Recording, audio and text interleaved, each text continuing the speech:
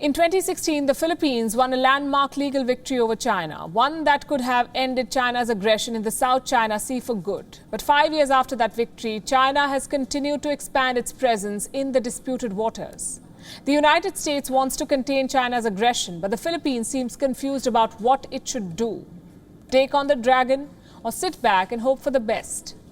In July 2016, an international tribunal delivered a major blow to China. It found that there is no legal basis for China's claims on the South China Sea. The tribunal ruled in favor of the Philippines, but Beijing refused to accept the verdict. Instead, it moved to militarize the disputed islands, a move that has raised tensions and increased the possibility of a military flare-up. On Monday, China claimed that it had driven away an American warship. The PLA said the USS Benfold entered the disputed waters near the Paracel Islands. The US has termed China's claims as false. It says the American ship's movement was consistent with international law. The US Navy made a planned move. It wanted to assert its freedom to move around the Paracel Islands, so it sent a ship to exercise the right of passage. The Paracels, by the way, are among the hundreds of disputed islands in the South China Sea. A total of 6 players are fighting for control over this region. It's a region that is rich in resources. China claims almost the entire South China Sea. Vietnam, Taiwan, the Philippines, Malaysia and Brunei are the other 5 players who have competing and sometimes overlapping claims. So even a small dispute here has the potential to escalate into a full-blown conflict. And this is where America comes in. The United States wants to play the role of a shield. It wants to help the smaller players defend themselves against the Chinese aggression. Over the weekend, the US reaffirmed its commitment to the Philippines. US Secretary of State Antony Blinken said that America will come to the defense of the Philippine forces if they're attacked by the Chinese in the South China Sea. But is America backing a reluctant partner in this fight against China? Duterte rose to power by promising a hard stance against China. In fact, when he was campaigning to become president, Duterte promised to ride a jet ski in the South China Sea just to personally stake claim of the Philippines.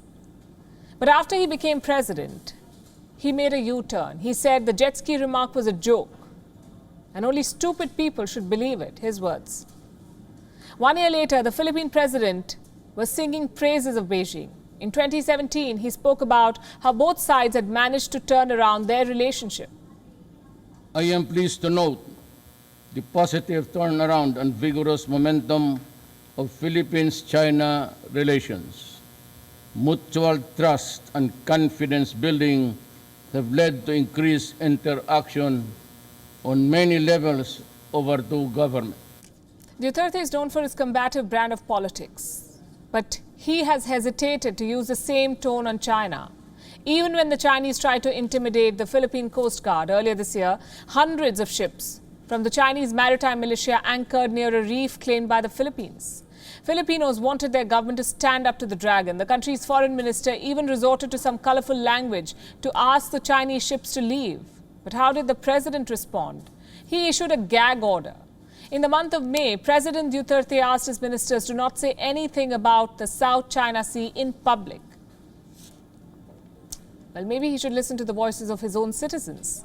In July last year, a poll found that 70% of Filipinos want the government to assert its claim in the South China Sea. That anger was visible on the streets of Manila on Monday. Activists were seen protesting outside the Chinese embassy.